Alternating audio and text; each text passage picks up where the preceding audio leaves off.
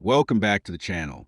In today's video, I'm going to show you how to recover deleted highlights on Instagram in a very simple way.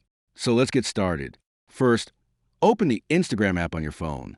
Once the app opens, go to your profile by tapping on your profile picture at the bottom right corner. Now on your profile page, tap on the three lines at the top right corner. A menu will appear with different options. From here, tap on your activity.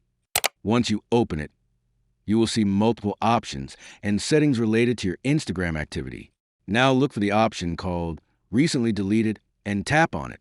Here, Instagram stores recently deleted content like stories, posts, reels, and highlights for a limited time. You can open the deleted highlight or story that you want to recover. So that's it. If you like this video, make sure you give a thumbs up, then subscribe to the channel.